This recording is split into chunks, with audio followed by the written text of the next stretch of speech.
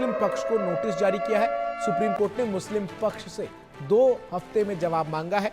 हिंदू पक्ष की ओर से दायर अर्जी पर यह नोटिस जारी की गई है। अर्जी में 15 मामलों को हाईकोर्ट से ट्रांसफर करने की मांग की गई है और मामले की अगली सुनवाई की तारीख 17 दिसंबर होगी। तो ये बड़ी खबर आपको मैं बता रहा हूं, जहां सुप्रीम कोर्ट की तरफ से 2 हफ्ते के भीतर मुस्लिम पक्ष को जवाब जो है वो देने का समय दिया गया है ज्ञानवापी मामले में। तो ज्ञानवापी मामले से जुड़ी ये बड़ी खबर इस वक्त की आपको बता रहे हैं, जहां मुस्लिम पक्ष को 2 हफ्ते का समय जवाब दाखिल करने के लिए सुप्रीम कोर्ट की तरफ से दिया गया है।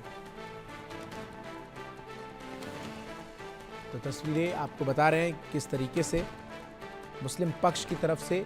आपको बता दें कि हिंदू पक्ष ने ये याचिका दायर की थी कि जो तमाम अलग अलग इस मामले में याचिकाएं हैं, जो कुछ याचिका इलाहाबाद हाई कोर्ट में सुनी जा रही हैं, कुछ वाराणसी कोर्ट में सुनी जा रही हैं, ऐसे में इन सभी याचिकाओं को सुप्रीम कोर्ट जो है वो ट्रांसफ़र कर लिया जाए और यहीं पर इस मामले की सुनवाई हो। अब ऐसे में आपको बता दें कि इस पूरे मामले को लेकर 2 हफ्ते का समय जो है वो दिया गया है और 2 हफ्ते में मुस्लिम पक्ष को जवाब जो है वो दाखिल करना होगा।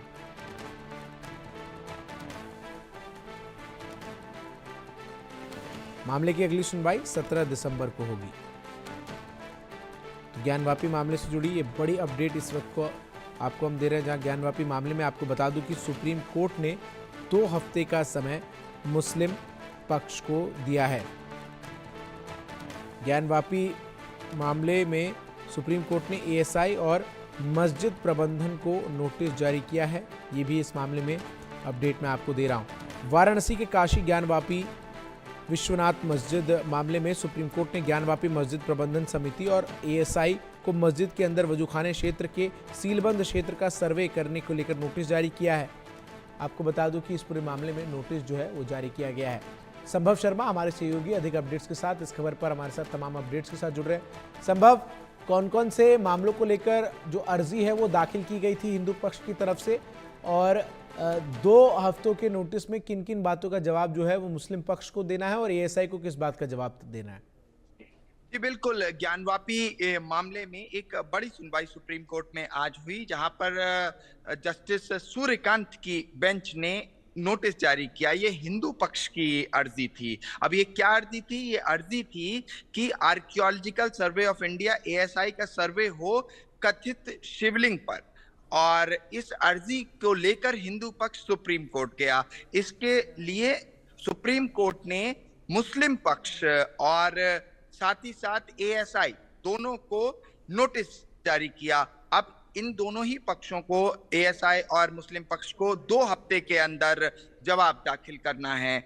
और इसके साथ ही साथ विष्णु शंकर जैन इस मामले को लेकर सुप्रीम कोर्ट में अपीयर हुए थे। जस्टिस सूर्यकांत और जस्टिस उज्जवल भुइयां की बेंच ने इस मामले में सुनवाई की। उसके बाद मुस्लिम पक्ष और एएसआई को नोटिस इशू किया है, और ये पिटीशन बेसिकली जो है वो एएसआई सर्वे को लेके है। ये हिंदू पक्ष की पिटीशन है जिस पर मुस्लिम पक्ष को आज नोटिस जारी हुआ है। अब देखना ये होगा कि मामले की जब अगली सुनवाई 17 दिसंबर को होगी तो मुस्लिम पक्ष और एएसआई क्या जवाब दाखिल करता है। इसके अलावा संभव, जिस तरीके से इस पूरे मामले को लेकर हिंदू पक्ष लगातार ये अपील कर रहा है कि वजू खाने का भी जो है वो एएसआई सर्वे होना चाहिए, जो बीता एएसआई का सर्वे हुआ उसमें क्या कुछ सामने आया ये सबने देखा ही। ऐसे में मुस्लिम पक्ष 2 हफ्ते के समय में सर्वे क्यों ना हो, क्या इन्हीं बातों का जवाब देता हुआ नजर आएगा? जी बिल्कुल, आपने बिल्कुल सही कहा, और साथ ही साथ इसमें कई लॉसूट्स हैं। इसमें इलाहाबाद हाई कोर्ट में हियरिंग है, सुप्रीम कोर्ट में हियरिंग चलती है और लगातार लोअर कोर्ट्स में भी हियरिंग है। तो कहीं ना कहीं एक कंफ्यूजन भी रहता है कि माननीय उच्चतम न्यायालय कुछ कह दे तो वो लोअर कोर्ट्स पे लागू होगा। तो ऐसे केस में क्लबिंग ऑफ केसेस पर भी एक मैटर है, जहां पर ये अपील की गई है कि सभी वाद जो हैं, सभी केसेस जो हैं, उनको क्लब कर दिया जाए, उनको एक जगह सुना जाए, जिससे कि इस तरह की कंफ्यूजन ना हो। अब ये देखना होगा कि जब अगली सुनवाई सुप्रीम कोर्ट में होगी, क्योंकि उच्चतम न्यायालय है, तो सुप्रीम कोर्ट इसमें विस्तृत क्या दिशा निर्देश जारी करता है। फिलहाल के लिए तो ये मुस्लिम पक्ष के को जवाब देना होगा कि उनकी क्या-क्या आपत्तियां हो सकती हैं या हैं, क्योंकि मुस्लिम पक्ष ये मानने को तैयार नहीं है कि वहां पर शिवलिंग है और हिंदू पक्ष इस बात का दावा कर रहा है कि वो कुछ और नहीं, वजू खाने में वो जो प्लेस है वो शिवलिंग ही है। तो यहाँ पर ये जो आपस में विवाद है ये कोर्ट के द्वारा सुलझाने की कोशिश है दोनों पक्षों की, और इसमें आर्कियोलॉजिकल सर्वे ऑफ इंडिया भी अपना बताएगा कि उन्हें क्या क्या डिफिकल्टीज, क्या क्या दिक्कतें, चैलेंजेस आ सकते हैं एएसआई सर्वे करने में।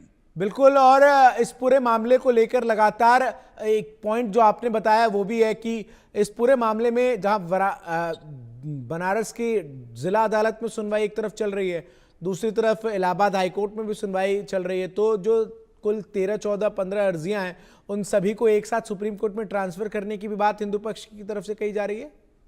हिंदू पक्ष, देखिए कंफ्यूजन इसमें यह है कि वही वाली बात है कि अगर हाई कोर्ट ने कुछ ऑर्डर कर दिया जो कि लोअर कोर्ट्स को ऑब्वियसली मानना होगा, और अगर सुप्रीम कोर्ट ने कोई ऑर्डर कर दिया तो वो भी पूरे देश में मान्य होता है। ऐसे में जो अलग अलग लॉसूट्स हैं अलग अलग मामलों को लेकर, कभी मुस्लिम पक्ष के ने लॉसूट्स फाइल किए हैं, जो वाद फाइल किए हैं, कई हिंदू पक्ष के लॉसूट्स हैं, तो ऐसे में एक कंफ्यूजन रहती है जिसको लेकर हिंदू पक्ष यहाँ सुप्रीम कोर्ट आया कि क्यों ना इनको सबको क्लब करके एक जगह कर दिया जाए, और माननीय उच्च न्यायालय इलाहाबाद हाई कोर्ट इस मामले को सुने, और एक क्लैरिटी उसमें रहेगी कि उच्च न्यायालय हाई कोर्ट सुनना है, जैसे कि बिल्कुल कृष्ण जन्मभूमि वाले केस में हुआ, जहां पर मथुरा में अलग अलग कोर्ट्स में अलग अलग जो लॉसूट्स थे वो एक जगह क्लब करके हाई कोर्ट में सुनवाई हो रही है। कुछ उसी तरह की मांग ज्ञानवापी परिसर वाले मामले में हिंदू पक्ष ने यहाँ सुप्रीम कोर्ट में रखी। अब देखना ये होगा सुप्रीम कोर्ट सभी मैटर्स को क्लब करता है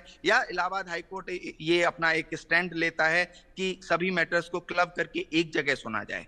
बिल्कुल। और निश्चित तौर पर चूंकि इस पूरे मामले को लेकर बीते कई समय से जो है वो अलग अलग जगहों पर सुनवाई चल रही है, ऐसे में ये देखना अहम होगा कि ये हियरिंग्स को लेकर सुप्रीम कोर्ट जो है वो क्या फैसला लेता है। बहुत बहुत शुक्रिया फिलहाल संभव आपका हमारे साथ जुड़ने के लिए।